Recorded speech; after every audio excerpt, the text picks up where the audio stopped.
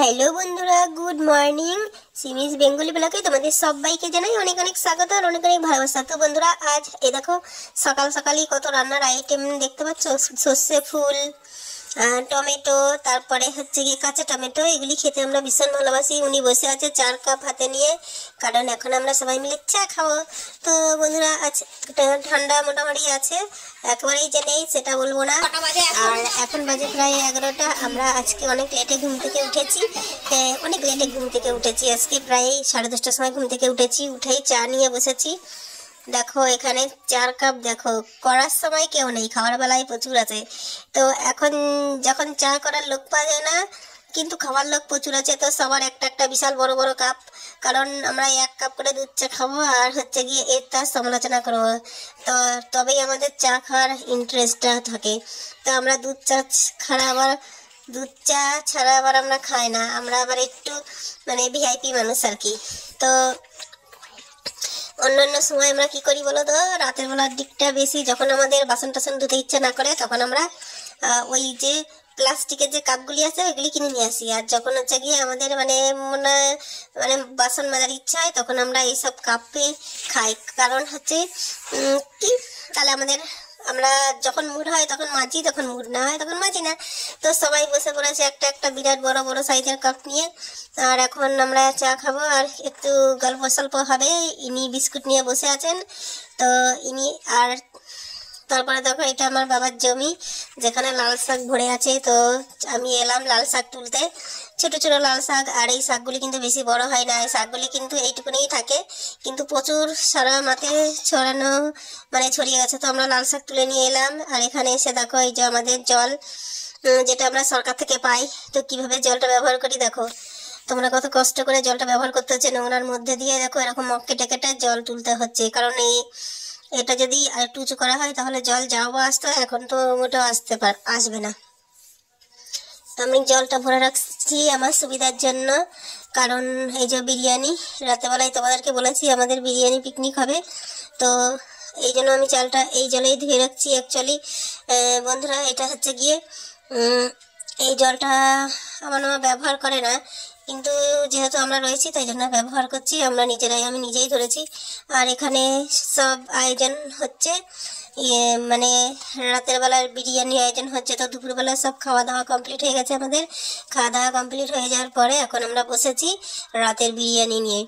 তো এখানে হচ্ছে বিরিয়ানি চিকেনগুলো যেহেতু একটু বড় বড় হয় আর কি, মাংসের পিসগুলি, তো সেক্ষেত্রে কি এগুলি একটু আগে থেকে ম্যাগনেট করে রাখতে হয়, না হলে এর ভেতরে কিছুই মশলা টশলা ঢুকবে না, নুন ঝাল মশলা তেল কিছুই ঢুকবে না। সেই জন্য এটাকে ম্যাগনেট করা হচ্ছে। তার জন্য মিক্সারে মশলা টশলা বাটলাম। আর এইগুলি সব একবারে মিক্সিং করে প্রায় ঘন্টাখানেক রেখে দেওয়ার পরে তারপরে হচ্ছে এটাকে বানানো হবে, চিকেনটাকে তৈরি করা হবে। আছে আমাদের প্রায় লোকজন দিয়ে সব মিলিয়ে প্রায় আছে 30 জন। তো 30 জন আমরা রাতের বেলায় পিকনিকে আর কি আছি। তো 30 জন মিলে খাওয়া দাওয়া হবে।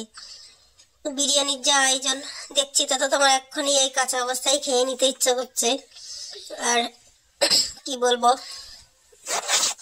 সব মশলা মোটামুটি দেয়া হয়ে গেছে, যা যা দেওয়ার ছিল সব কিছু। আর এই মশলা মাখানোর টেকনিকটা একটু দেখে নাও আমার দিদির কাছ থেকে। যেহেতু হাতে ঝাল লাগবে, সেই জন্যে এখানে নিজের হাতটাকে ব্যবহার করবে না, তাই জন্য খুন্তি দিয়ে এটাকে একদম পুরো ঝাঁকাস করে এটাকে মিক্সিং করে রাখছে। বিশাল বড় বড় মাংসের পিসগুলি, অনেকই বড়, তার সঙ্গে আবার মাংসের ট্যাংও আছে। আর মাংসের পিসগুলি দেখেছো কি বড় বড়। এখানে আছে প্রায় 4-5 কেজি মাংস আছে। আর বিরিয়ানি বুঝতেই পারছো 30-40 জন লোক খাবে, মানে মাংস সেরকম লাগবে। আর বাচ্চারা আছে যারা, আমাদের তো মানে ইচ্ছা আছে সবাইকে 1 পিস করে মাংস দেবো, কিন্তু বাচ্চারা আছে যারা 2 পিস করে চাইলে তখন তো দিতেই হবে। যাই হোক, সেটা এখন ম্যাগনেট করে রাখি, তারপরে দেখা যাবে রাতে বেলায়।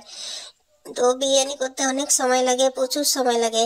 এই জন্য আমি সবসময় কি করি বলতো, আমার ওই বাড়িতে আমি এই জন্য রান্না খুবই মানে শীতকালে তো রান্না করি না, গরমকালে একটু রান্না করি, কারণ শীতকালে বেলার সঙ্গে পেরে উঠি না, আমার সংসারে প্রচুর কাজ থাকে, তো ওই জন্য পেরে উঠি না।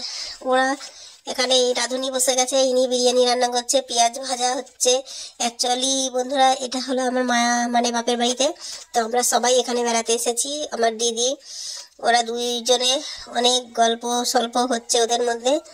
আর এখন মাংস টাংস সব আমাদের রেডি হয়ে গেছে, সব কিছু কমপ্লিট হয়ে গেছে। এখন বিরিয়ানিটাকে এখন মিক্সিং করা হবে আর কি।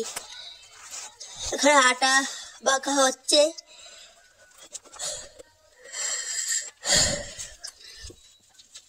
আর এখানে আগে থেকে পেঁয়াজটা ভেজে রেখেছিল, কারণ ওই বিরিয়ানির ওপরের এই হাঁড়িতে যেহেতু দম দেওয়া হবে, তো এরকম করে বিরিয়ানি হাঁড়িটা সাজাতে হয়। একটুখানি তোমরা দেখে নাও, যারা বিরিয়ানি করতে পারো না তারাও আজকে এই ভিডিওটা দেখলে বিরিয়ানি বানাতে খুব সহজেই বিরিয়ানি বানাতে পারবে।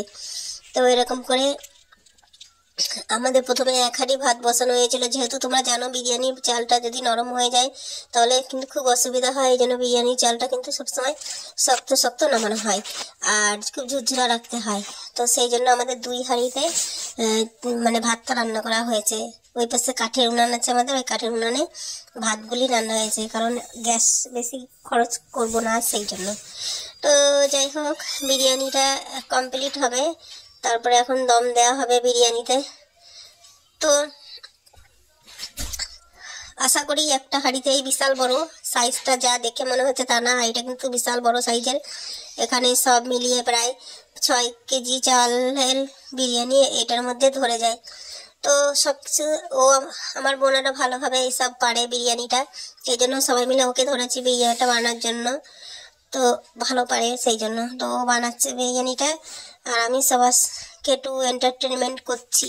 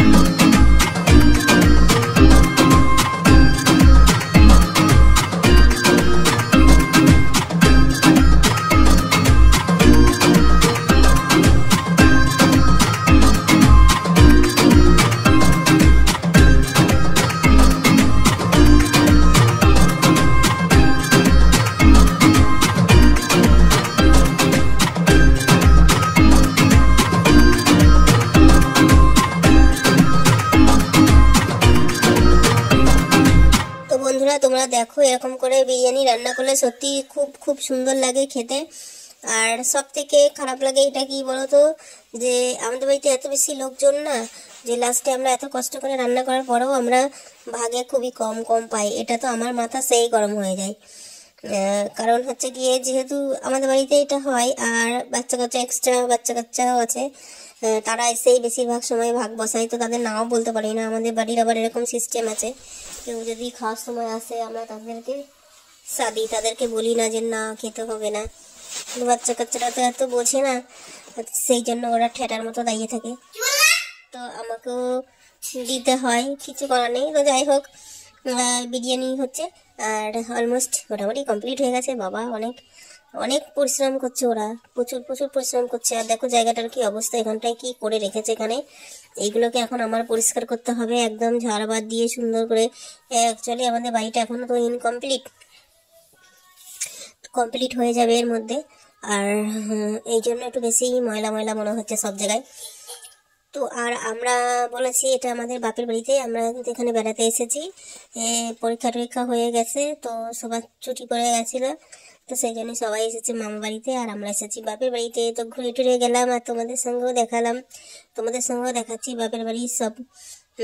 এসে আমরা খুব এনজয় করি, কিন্তু এসে প্রচুর প্রচুর এনজয় করি আমরা, সেটা আর বলার মতো না। একদিন তোমাদেরকে দেখাবো আমরা অনেক কিরকম এনজয় করি, কি বিষয় আশায় সবকিছুই তোমরা দেখতে পারবে। তো আর সব থেকে বড় কথা হচ্ছে আমরা না 5টা বোন, আমাদের কোনো ভাই নেই কিছু না। তো আর আমাদের কোনো বন্ধুও লাগে না, আমরা সবাই সবার বন্ধু, সবাই সবার বোন। তো সব রকম গল্প করছি আর হচ্ছে গিয়ে এই বিরিয়ানিটা বানানো হচ্ছে, যার জন্য আরো তাড়াতাড়ি রান্না বান্না হয়ে গেছে। তো বন্ধুরা এখন বাজে প্রায় 8:30 বাজে, রাত 8:30টার মধ্যে।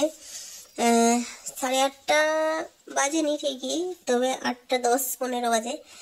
আর আশা করি আমাদের এই 9টার মধ্যে সব রান্না বান্না হয়ে যাবে। তারপরে বাচ্চা কাচ্চাগুলোকে খাইয়ে দাইয়ে, আর ঠান্ডা তো খুব মানে কষ্ট হয় ঠান্ডার মধ্যে, ফাঁকা জায়গা আর প্রচুর প্রচুর পরিমাণে ঠান্ডা, জানলা টালনা দিয়ে প্রচুর হাওয়া ঢোকে, প্রচুর খোলামেলা আমাদের বাড়িটা। একদিন তোমাদের সঙ্গে আমাদের এই বাড়িটা তোমাদের সঙ্গে শেয়ার করব। গরমকালে খুব ভালো আর শীতকালে প্রচুর কষ্ট।